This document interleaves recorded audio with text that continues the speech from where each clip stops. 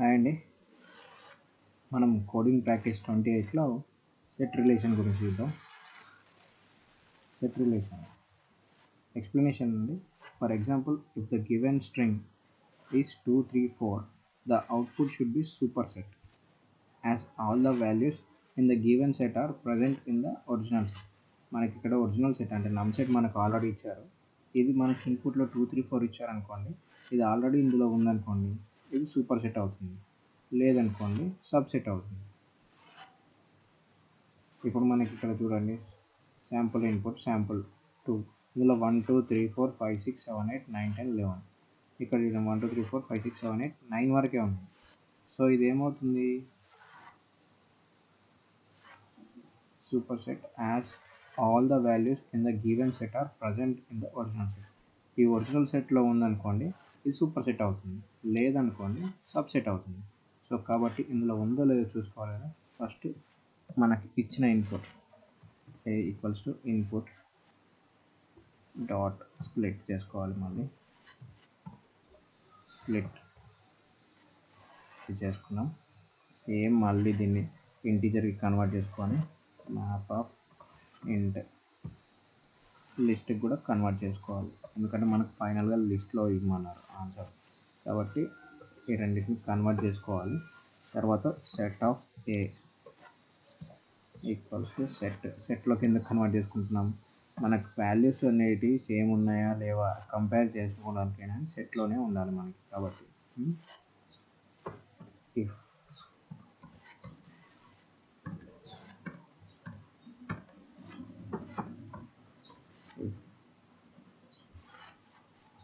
Number set, మన number set ఉంది కదా, that is subset of set of A, ఇది దానికి సబ్సెట్ అయితే ప్రింట్ సబ్సెట్. ఒకవేళ కాకపోతే నంబర్ సెట్ అనేది ఈ సూపర్ సెట్ అయిందనుకో, super set of A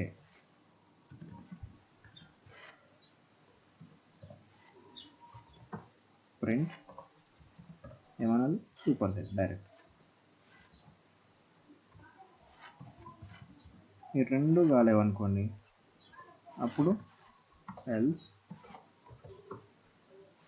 print disjoint set.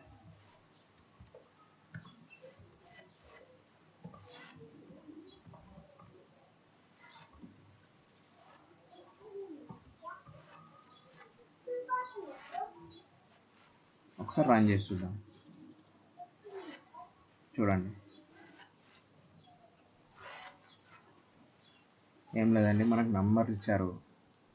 ఇప్పుడు మనకి ఇచ్చిన ఇన్పుట్లోని వాల్యూస్ ఈ నంబర్ సెట్లో ఉన్నాయనుకోండి, అది సబ్సెట్ అవుతుంది. ఒకవేళ లేదనుకోండి అది సూపర్ సెట్ అవుతుంది.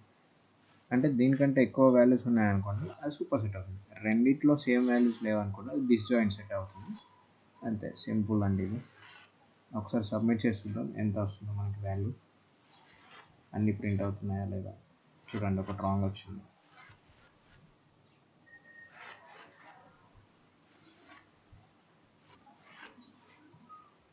ఇక్కడ ఒకటి రాంగ్ వచ్చింది, మనకి ఏం తేడా ఉందో చూపిస్తుందని. ఇక్కడ చూడండి, ఇది క్యాపిటల్ ఎస్ ఉంది, ఇక్కడ స్మాల్ ఎస్ పెట్టాను, అంతే తేడా.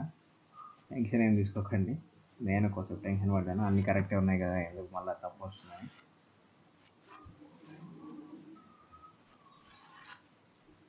ఇప్పుడు ఒకసారి రన్ చేసి చూద్దాం. రన్ అయిపోయింది కదా, సబ్మిట్ చేసి చూద్దాం. 5 కేసెస్ పాస్ అండి. ఇది. థ్యాంక్ యూ అండి. మీకు ఏదైనా డౌట్స్ ఉన్నా కానీ కామెంట్ సెక్షన్లో అడగండి, నేను ప్రతిదానికి రిప్లై ఇస్తాను. మన ఛానల్ని మాత్రం సబ్స్క్రైబ్ చేసుకోండి, మీ ఫ్రెండ్స్కి కూడా సజెస్ట్ చేయండి.